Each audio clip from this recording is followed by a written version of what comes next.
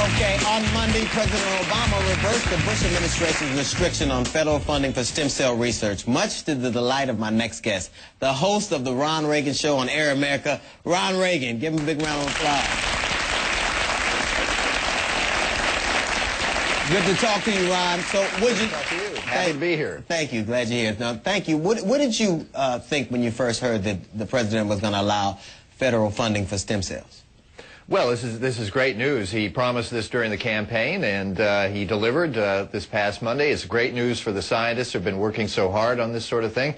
It's even better news for people who suffer from Parkinson's disease, diabetes, or have spinal injuries, things like that. There is potential now for cures using embryonic stem cells. You know, that the federal funding, had been held up for years. We just sort of spun our wheels because of George Bush and his political agenda, and now we can move forward. But there's still work to be done. Congress still has to reform some of the laws that it continually renews every year since 1996 that will actually restrict federal funds still from being used to develop new stem cell lines. Once they're developed, the federal funds can be used to do research on them, but they can't be originally developed with federal funds yet, unless Congress does its job.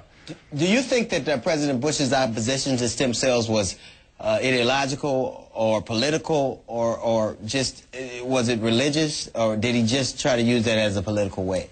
Well, I can't read his mind. He may have sincerely had religious objections to stem cell research, but I'm pretty sure that Karl Rove saw it as a political issue, and he told some people that visited him in his office a few years back just that. So that's a pretty shameful thing. If you sincerely believe for religious reasons that this is wrong, that's one thing, but to use this as a political football is just shameful.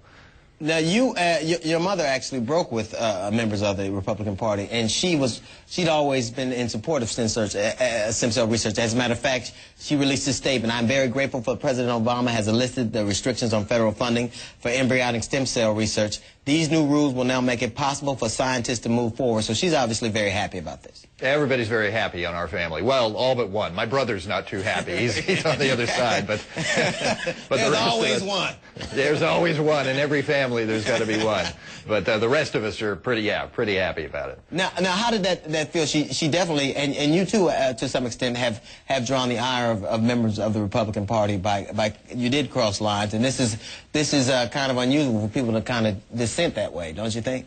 Well, I've never been a Republican, so I don't care much if the Republicans objected to the way I feel about things. She may have had a little harder time with that, but right.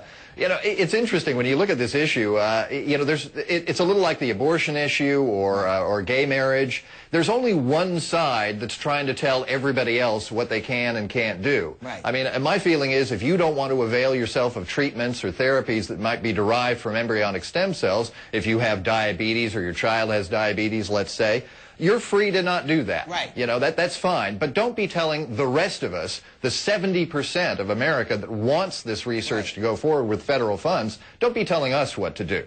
You know what's so funny? When I hear people arguing about it's a right-to-life issue, it seems that we only care about lives till they get here, and then we don't care about them at all. And that's amazing to me. Like, we'll send you to war, we'll give you the death penalty, but we want you to be born. Those arguments kind of have always never made sense to me. Now, what happens to states like California that already have approved funding for stem cell? Like, they've already approved that they're kind of ahead of the curve on this. What happens to them?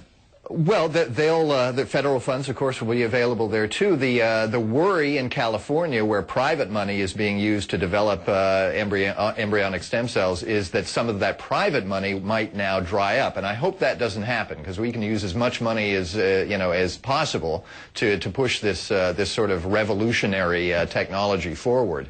You know, this has the potential to revolutionize medicine. You could have your own essentially personal repair kit for your body that's derived from your own cells. So how does that work specifically? I'm a little fuzzy on how, like you say that you can have your own personal repair kit. How does that work?